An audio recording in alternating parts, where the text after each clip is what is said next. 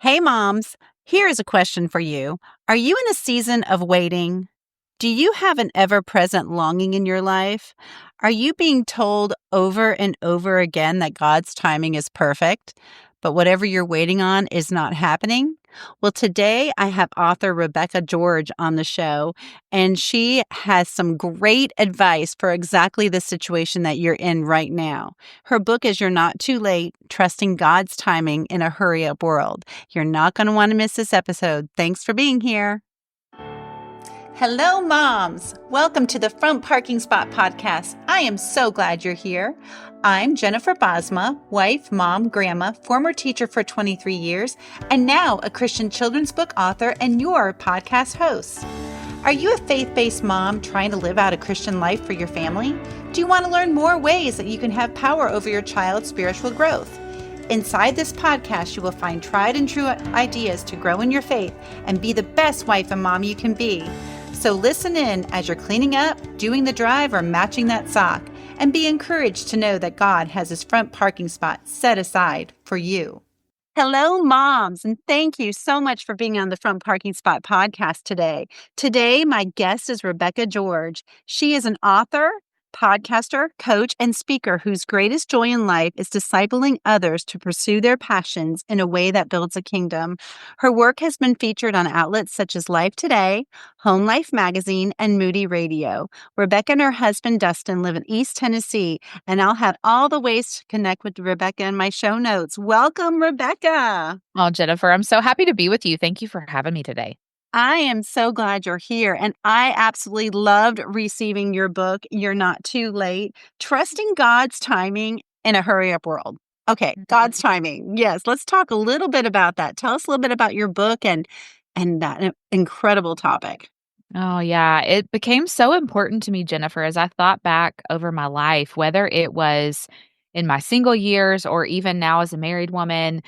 My husband and I don't have children yet. There are so many seasons of longing throughout our lives where we're waiting on God to provide in a certain area, or we're wondering how the story will play out as God continues to write our story. And I think that looks so different for all of us. I know we're talking to a lot of moms today, Mhm. and I think sometimes when we think about this topic, we might think, oh, well, that's for the single gal, or that's for the, woman waiting to reconcile a relationship or grow her career. And I'm a stay at home mama making chicken nuggets today. How does that apply to me? And I just would be willing to bet if we could all sit down over coffee, there is something that you are waiting on. There's something that you're longing for that you're trusting God with. Right. And there's so many challenges that come up in that. And I know that's what we're going to talk about in our time today. But yeah, I think as I dreamed about what my next book would be, this felt like a natural next topic. And I'm just excited for what God has for us today as we talk about it. Oh, I love it. And I was reading through your book, and I've already shared your book with family I members. love it. Oh, great. Yeah. And then I was listening to your podcast too, and we'll just tease the listeners about the bench. Loved it. I love Oh, thank you. I love that story. I'm so glad I got to write it into the book. that is there's no coincidences with God, you know? Yeah. Yeah. And that's what's beautiful about all that. So y'all need to pick up a copy of her book so you can learn about that too. And we'll talk about that in a minute. But you know what? When I was a younger mom, I have a great friend, and she gave me the advice. And, I was juggling, I had 2 kids at the time, and we had just moved in and we had no money. We had 1 car, Mhm. we're just being, just the early married things. And she told me one piece of advice, and it was like, you cannot find true contentment until you just be content. Just be Mhm. content in the season you're in, and then God will bring you that peace and he'll bring you that contentment. Just embrace where you're at right now. And I think Mm. it was such a great piece of advice. And your book kind of goes along with that when you're in a Yeah, totally.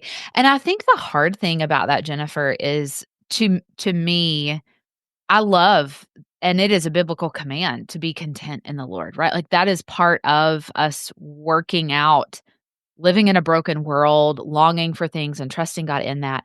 I think sometimes where I struggled is when I received advice like that was awesome advice, well-intentioned Right, advice. right.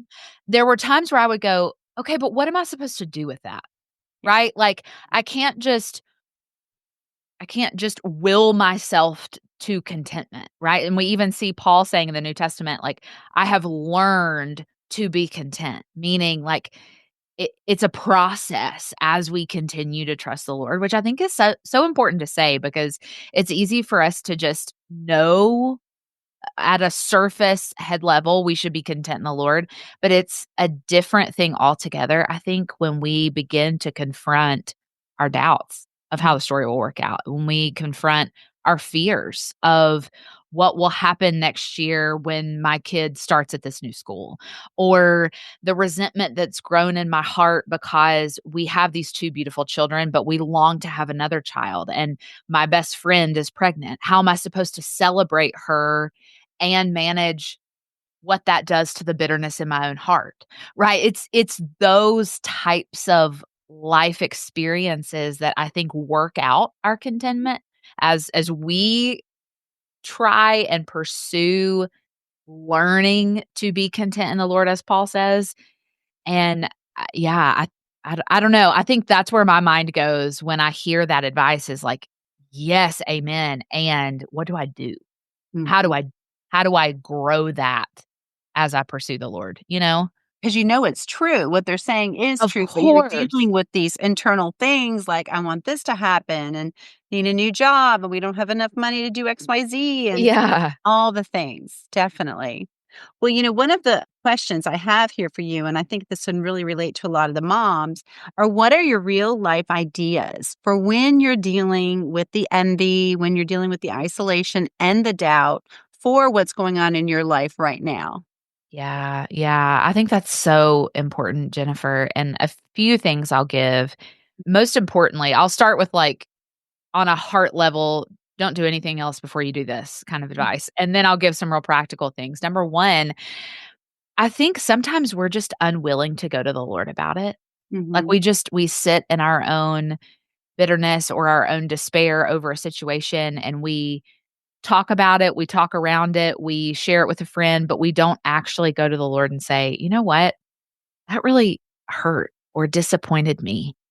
And I'm struggling to see how that thing is the thing that is going to bring you the most glory. Would you give me your perspective on that?" Like being really honest before the Lord. And I don't know about you, Jennifer, but for me, I grew up in the South, and part of Southern culture is this very, like, "I'm good, I'm fine, but I'm busy," kind of, like, always have the happy, shiny face on, Right. to the detriment of, like, actually being honest and vulnerable in relationships many times, and I know for me, many seasons of my life, I've put that same expectation on my relationship with God Mhm. where I've been unwilling to just be really raw about where my heart is on a particular situation as if he doesn't already know, right? And so I think step 1 for me would be taking it to the Lord and just being really honest about where your heart is. I talk in the book about a passage that has come to mean a lot to me. It's in Psalm 139 and it's verses 23 and 24. Listeners may be familiar with it, but it says, "Search my heart, O God, try me and know my anxious thoughts. And if there be a grievous way in me, lead me in the way everlasting." And I've kind of started using that as a prayer prompt of sorts for myself if I'm beginning to slip into doubt or I'm struggling with envy, to just say, "God, you have permission to search my heart. Try me and show me where those anxious thoughts are bubbling up. Where am I thinking about this in a way that's contrary to what you say? And lead me back to whatever that is." And so I think real practically, number 1, take it to the Lord. Number 2, I also think sometimes these moments of envy, I'll speak to that specifically, come up in our hearts a little bit because they catch us off guard. You know what Mhm. I mean? Like let's say we have a mom friend listening who is struggling with infertility and her best friend is having a baby shower next weekend. Right, So right. she's putting her heart in that position where she wants to celebrate her friend Mhm. and this amazing blessing that God has given in their life, and she's sitting in this place of desire and longing.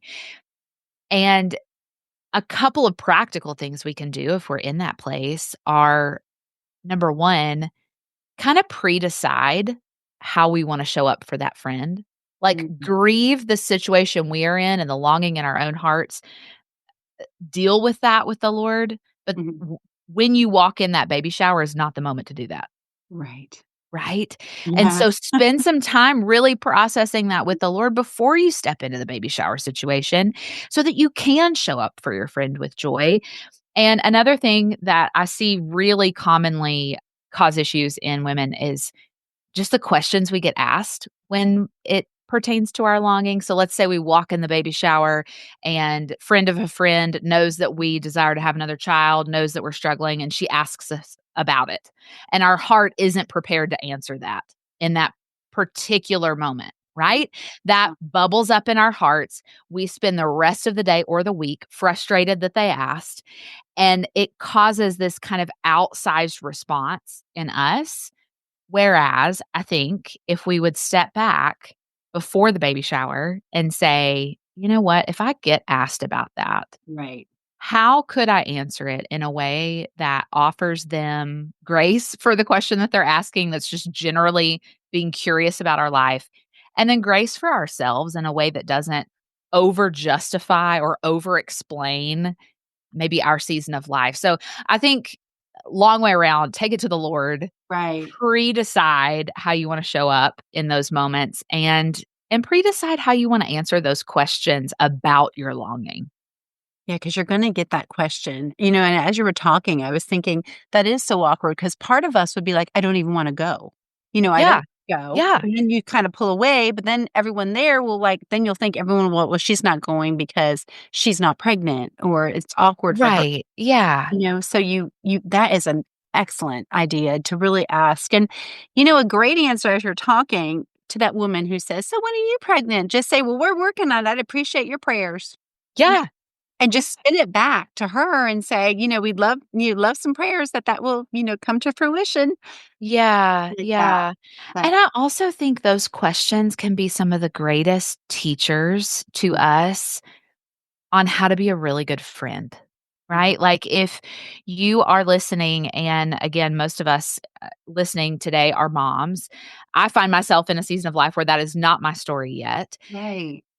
But I tell you what, Jennifer, the friends who love me in the sweetest way in the season of my life are the friends who have chosen to, like, be about what God is doing in my life. Mm, mhm, Right? So right, whether it's motherhood or a career or ministry or whatever it is that God has chosen to bless in that friend's life, or you're seeing fruit in her in that way, be about it. Ask about it. Be curious about it. And so, friendship tip for our mom friends who maybe right. feel like it's harder to connect with their single friends or their young married friends without kids. I think that would be my best piece of advice, is just be about it. And whether it's, the desire for motherhood or something else, no one is more acutely aware of that longing than your friend who's struggling with infertility, or your friend who's whatever, right? Nobody is more aware of that than them. And so the most kind thing you can do many times is to just be about whatever God is doing in their life. Oh, that's so good because this is relating to so many people if they have kids or not. Yeah. And a lot of times it's just like, you have that friend whose husband is getting all the promotions and doing all the things, and they're moving to the big house. And then, right now with social media, that doesn't help things either. And Yeah. a lot of people post things up, and they're not trying to say, "Hey, oh, look at me." Some are, but then it's hard. How would you tell that mom that's listening to not have that resentment, or that it's not Mm, in her situation, like her husband's not getting the promotion and they're still living in the small house, when she yeah. sees a feeling of lack, what would you Yeah. tell that mama? Yeah. Well, we can only control our side of the street. Mhm. Right? So, Right. will we change the fact that we live in a culture where if we choose to partake of social media, we're going to have to see highlight reels of people's lives all day? No, we're probably not gonna change that. However, we can change the way that we live with it and deal with it. Mhm. And so if you are constantly noticing about your heart that, you know what, when I spend a few minutes in the carpool line just scrolling Instagram, I'm finding I'm leaving that interaction with the internet feeling more bitter, more resentful, and more envious. That is a really healthy cue to say, you know what? I need to have some guardrails around that. Right? Mhm. Like, I know that my heart can't withstand that in this season because it's an area of struggle for me. Mhm. And so, you know what? I'm going to set a time limit on my phone. I have this amount of time per day that I can be on the app, or I'm going to delete the apps altogether off of my phone these days of the week and truly just cold turkey have some time away from it. Sometimes our hearts need that. And so if you need a permission slip to do that, Jennifer and I are giving it to you today for sure. Yes. Because I think uh, sometimes the best answer is not figure out how to scroll the internet and deal with it better. It's I need to take time away from the internet. Right. So, yeah, I think that would be major. And then if you're just ruminating on that and you're finding yourself like my friend down the street, they just got to move into a bigger house or whatever, and it's more real life scenario than online. Man, wouldn't the enemy love to Mhm. distract you from what God is doing in your life, in your family, in your season by fixing your eyes on someone else, right? Like, that is what an easy lever for the enemy to pull, Right, exactly. right? And so recognizing that can be really helpful too as a guardrail of like, "Ooh, I've been really distracted by this Mhm. week." And, you can also take a prayer and, like, when you see their house, because we never know what's Yes, going on behind closed doors. that's right. And then, just when you start, you can kinda, like, completely do a 180 and say, "Okay, I'm having these feelings because Susie down the street is moving and sold their house and moving to a wonderful spot, but you know what? Imma pray for Susie." So if we Yeah, take authority over that and just really put, because we don't know what's really going on in their heart, and not that yeah, we want anything bad going on in their heart, but just to, right. you said the devil wants to put it right in your face, and Yes. but if you can, like, take that back for God and just lift their family up in prayer, and then you can do the tag, the PS, "Lord, let that be us one day. Let us, bless us with your house." But just take every thought into the obedience of Christ where it says that in the Mm, Bible. So yeah, that's so good. that is so, so good. Wow. So tell us like, how can we get your book? Like, because you're not too late, trusting God's timing in a hurry up world. I mean, the chapters in this book can relate to every mom at every season of their life. How can they connect with you and get your book and all the good things? Sure. Well, I'm the most active over on Instagram. My handle is Rebecca George Author. I'm a CCA Rebecca, so that's easy to remember. And I have a podcast as well where we have weekly conversations that point listeners to what it looks like to radiate the heart of Jesus and all that they do, their life, their work, their relationships, their motherhood, all the things. And that's called Radical Radiance. So we're actually walking through the book chapter by chapter for the next Mm. 10 weeks or so. So those episodes will be available for you if you want to dig deeper into a particular topic. But you can grab the book, You're Not Too Late, Trusting God's Timing in a Hurry Up World, wherever you like to buy books, Amazon, Christian Book, Barnes and Noble, all the places. And I love on your website, I did it right before, because subscribe to your website, but I went and did the little quiz. You have Yes. a quiz, and tell the listeners about the quiz, because you had some little nuggets of advice for me at the end of that. Yeah. Oh, I love that. So it's called the Waiting Personality Quiz. So anytime we're in a season of waiting or longing, there's a way that we process it, right? Some of us are just dreamers about the future and we spend time just kind of ruminating on what life might look like. Sometimes we kind of run from the fear of what that might look like in our lives. And so there's a million different ways that it can play out and you'll get a customized result based on your responses, but it takes like 90 seconds to take. And Right? it's on the website homepage. So if you go to radicalradiance.live, you can grab it there. Well, Rebecca, thank you so much for being on the Front Parking Spot podcast. These nuggets are going to touch the hearts of many moms that are dealing with that longing that they're experiencing right now. Oh, I'm so grateful. Thank you, Jennifer. Thanks for being here. Well, mamas, thank you so much for joining in. I know you are super busy doing all the things that can consume your day, but you took a couple of minutes to learn how God wants to build you up in your faith, family, and life, and He wants to applaud you for this. Please subscribe and review my show. This helps other moms tune in as well. I'd love to connect with you on Instagram at Front Parking Spot, on Facebook at Front Parking Spot Mom Community, or my website at jenniferbosma.com.